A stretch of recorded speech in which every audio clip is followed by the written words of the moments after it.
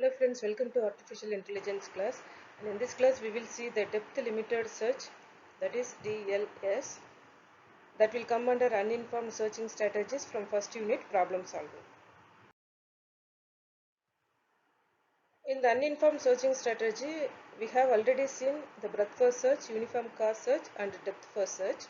So to overcome the drawbacks of depth first search, we are introducing the depth limited search, and in this class we will see the depth limited search in detail. Depth limited search, right? So to overcome the failure of depth first search, we introduce the depth limited search. What is the failure in DFS, that is depth first search? It will struck in infinite state space. So infinite state space problem is there in DFS. To overcome that, we are introducing the predetermined depth limit in the DFS, that is depth first search. Then we can overcome that failure. This depth limit, that is the cutoff value or maximum level of the depth, is introduced to overcome the disadvantage of depth first search. Okay, for example, this is our search tree. Our goal may be somewhere else. Okay, but here the node will go on like this, and after that it will come here.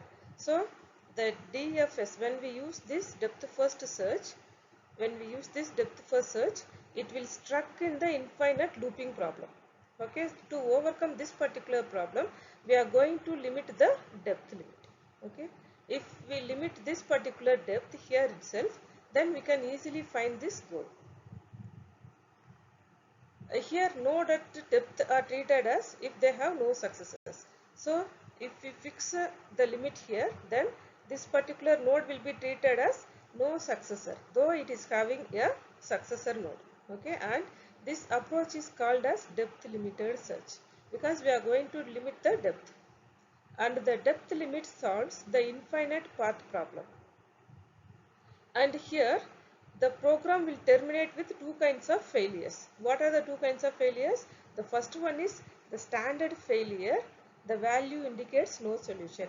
That is, if the problem is not finding the solution, then it will give the failure message. That is, actually no solution is there.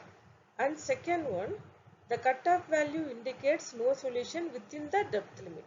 Okay, so for example, the solution may be somewhere else here, and we will fix the limit here. Then it will give the failure message, because the limit does not reach the goal. In that situation also we will get failure message. So first one, if there is no solution, then we will get failure message, and second one, based on the cutoff value also we will not reach the goal, then we can find the failure message. And this is the example tree for depth limited search, and this is the start node, and our goal is here. I is our goal. Okay, and this is the limit 1 L0, and this is the limit 1, and here limit 2. Now we are going to fix our limit equal to 2. Okay, so initially the algorithm will visit A, after that it will visit B, okay, and then it will visit F. Okay, A, B, F, and we are fixing the limit is equal to 2, and F is treated as it is having no successor, so it will go back to B and it will come here G. Okay, then G will get visited. After that it will go back here and it will visit the C. After that it will visit H, so CH is being visited.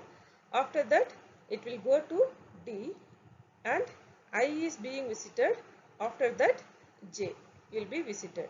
So after that it will go to E, and E is also visited, and it will not find any goal, so it will return the failure message.